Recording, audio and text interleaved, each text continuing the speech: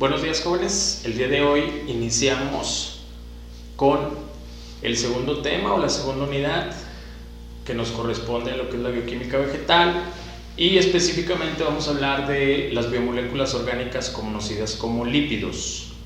Para eso mencionaremos en este video características generales de los lípidos, las funciones y la clasificación. ¿Qué son los lípidos? Los lípidos es un grupo de biomoléculas orgánicas muy heterogéneo, es decir, muy diversas entre sí, pero que tienen dos características en común. Y esas dos características todos los lípidos las van a tener. La primera de ellas es que son insolubles en disolventes polares. Y el disolvente polar más conocido es el agua, por eso nosotros decimos que son insolubles en agua. Es decir, son hidrofóbicos, que le presentan fobia o miedo al agua. Y el ejemplo más claro es cuando nosotros queremos mezclar agua y aceite. Nosotros podemos agitar esa mezcla, pero en un estado de reposo vamos a ver que se dividen, porque el aceite es un lípido y le tiene fobia al agua. Son insolubles en disolventes polares y por densidades, pues lo que es el aceite va a flotar. La otra característica que los hace comunes a los lípidos es que tienen que ser solubles en alguna otra sustancia, y esas sustancias son los disolventes no polares o apolares. Y aquí tenemos como ejemplo los solventes orgánicos, específicamente los hidrocarburos, como lo son el éter, el cloroformo, la acetona, el benceno, entre otros.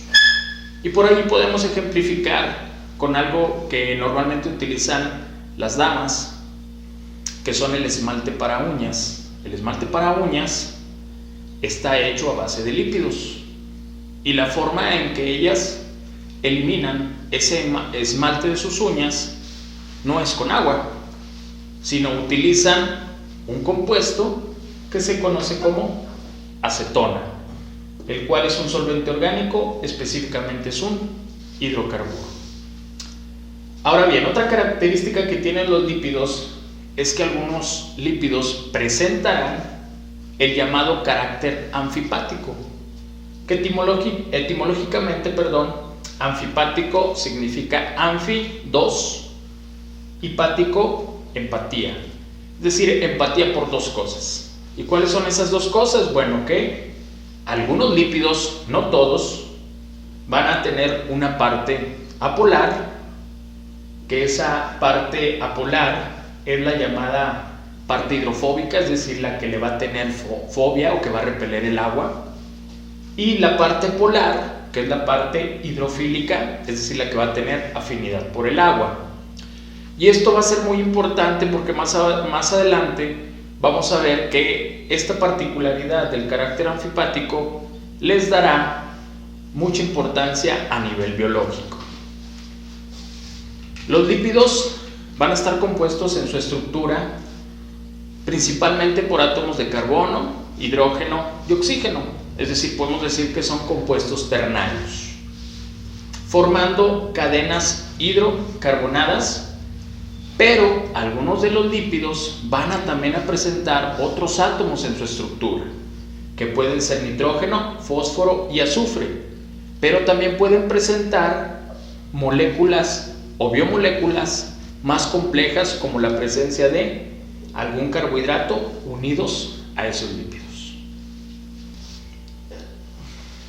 En las funciones de los lípidos mencionaremos 6 funciones que tienen, pero al finalizar les diré cuál de esas 6 es la más importante desde el punto de vista biológico. Esto no quiere decir que las otras 5 dejen de ser importantes. La primera de ellas es la reserva energética que tienen los lípidos en los seres vivos. Y esto lo vamos a ver específicamente con los llamados triglicéridos. Que estos triglicéridos, mediante el metabolismo de la oxidación de los ácidos grasos que están contenidos en esos triglicéridos, nos pueden llegar a proporcionar energía. Específicamente ese metabolismo se llama beta-oxidación. Y esa beta-oxidación, pues bueno, es la conversión de los lípidos hasta glucosa. Si recordamos que es la glucosa, es un carbohidrato, ¿no? Y los carbohidratos, recordemos que por excelencia son la fuente de energía para los seres vivos. Específicamente, un lípido me proporciona más energía que un carbohidrato. Un lípido, por cada gramo, yo voy a obtener 9 kilocalorías. Por otro lado, los carbohidratos, si recordamos, por cada gramo me proporcionan 4 kilocalorías. ¿Esto qué quiere decir? Que entonces yo cometí un error al decirles que los carbohidratos son la fuente de energía principal de los seres vivos. Pues no. Y todo va a estar basado en el cómo se lleva a cabo, el metabolismo de cada uno de ellos. Por el lado de los lípidos tardan muchísimo en metabolizarse dentro de mi organismo. Y el carbohidrato, el metabolismo es mucho más rápido. Es decir, es mucho más fácil que la glucosa que proviene de los carbohidratos ingrese a la célula proporcionándole energía, que de aquí a que un lípido sufra la beta-oxidación y se empiece a transformar en glucosa. Por ahí hay un dicho que dice, más temprano seremos campeones del mundo en el fútbol. Pues nada más dense cuenta de eso. Entonces, es por eso, o la respuesta a la pregunta de por qué un carbohidrato es la fuente de energía más importante para los seres vivos, la respuesta sería: el metabolismo es mucho más rápido en el organismo de un ser vivo. El lípido es mucho más lento, el carbohidrato es mucho más rápido. Independientemente que ustedes o siempre nos digan que los lípidos me van a proporcionar mayor energía. Por otro lado, tenemos la función estructural. Y aquí, más adelante, vamos a hablar de los llamados fosfolípidos.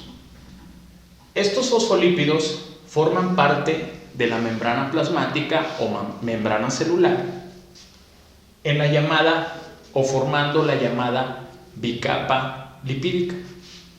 Un esquema, de manera general, podemos tener este esquemita que está aquí, donde nosotros vemos unas bolitas o cabezas color naranja, y cada una de esas cabezas color naranja tiene unidas a ellos dos colitas, que más adelante vamos a ver a qué se refiere esa cabeza y esas dos colitas. Pero si se fijan, esas dos colitas están encontradas entre sí, y las bolitas o cabezas color naranja están avientadas hacia este medio que tiene agua y hacia este otro medio que contiene agua. Esto es la estructura de un fosfolípido. Y los fosfolípidos tienen el llamado carácter anfipático. Es decir, una parte va a tener afinidad por el agua y la otra parte va a repeler o le va a tener miedo al agua. Y los fosfolípidos forman esa llamada membrana celular o membrana plasmática en forma de la llamada bicapa lipídica. ¿Por qué bicapa? Porque pues son dos capas de fosfolípidos. Y lipídica porque los fosfolípidos son de origen lipídico. Entonces, esa membrana celular o esa membrana plasmática en las células lo que me hace es que divide la parte exterior y la parte interior de la célula. Y recordemos que la parte exterior y la parte interior de las células se encuentran en el medio acuoso, es decir, en presencia de agua. Por otro lado, tenemos otra función, que es la función termoaislante. Y esa función termoaislante la vamos a ver en la llamada grasa parda o grasa marrón. Esa grasa parda nosotros la encontramos en el llamado tejido adiposo. El tejido adiposo tiene dos tipos de grasas, la llamada grasa blanca y la llamada grasa parda o grasa marrón. La grasa marrón tiene este color característico porque contiene más mitocondrias que lo que es la grasa blanca. Ahora, la grasa blanca específicamente tiene una función de reservas, y esas reservas nosotros los podemos ver en las lonjitas, en las llantitas, en los michelines que nos acompañan día a día en nuestro cuerpo. ¿Por qué? Porque en el hombre normalmente esa grasa blanca se deposita, de manera general se deposita más en la zona abdominal. En la mujer, esa grasa blanca se deposita principalmente en lo que es glándula mamaria, en chaparreras y lo que es en la parte baja del glúteo. Por otro lado, tenemos lo que es la grasa parda, que es la que nos va a dar esa función termoaislante. Esa grasa pertenece a ese tejido adiposo, y esa grasa parda, ¿qué ocurre con ella? Bueno, al activarse, y esta se activa mediante la sensación que nosotros tenemos de frío, es decir, de un cambio de temperatura, se genera calor para mantener la temperatura corporal, es decir, mediar la temperatura corporal con la temperatura que existe en el medio ambiente.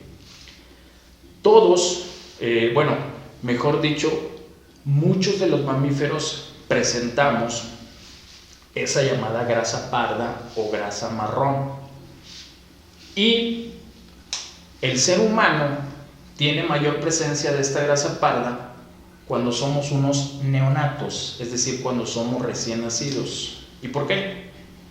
Pues porque cuando estamos recién nacidos somos muy vulnerables a los cambios climáticos. Entonces el cuerpo inmediatamente se tiene que adaptar. Entonces hay una sensación de frío y mi cuerpo inmediatamente se adapta a esa sensación de frío, o el recién nacido se adapta a esa sensación de frío mediante la activación de esa grasa parda o grasa marrón. ¿Qué otros animales presentan grandes cantidades de grasa parda o grasa marrón? Pues aquellos animales que hibernan. Y por otro lado, aquellos animales que están expuestos a temperaturas muy bajas o extremadamente bajas, como por ejemplo lo pueden ser los osos polares, los pingüinos, las focas. Otra de las funciones que tienen los lípidos es la función electroaislante, y ahí específicamente tenemos el caso de la mielina o las llamadas esfingomielinas. Se van a encontrar en forma de vainas de mielina, y estas nos van a ayudar a que se lleve a cabo la transmisión del impulso nervioso por parte de las neuronas. Las neuronas pues, son las células del cerebro. Una neurona, vamos a representarla de esta forma, y una neurona pues tiene un núcleo, tiene una cabeza, o mejor conocido como soma o cuerpo celular, tiene dendritas, tiene el axón, y ese axón va a estar recubierto por las llamadas vainas de mielina, específicamente por los lípidos conocidos como esfingomielinas. Y en la parte terminal vamos a tener los botones sinápticos, que son los que van a ir conectados sobre otra neurona. Entonces, ¿por qué es importante que exista el axón y las llamadas vainas de mielina? Bueno, para que el impulso nervioso sea mucho más rápido, es decir, se lleve a una velocidad instantánea. Cuando nosotros tenemos vainas de mielina y ese axón impulsa, lleva el impulso nervioso de una neurona a otra neurona, puede ocurrir a una velocidad de hasta 120 metros por segundo.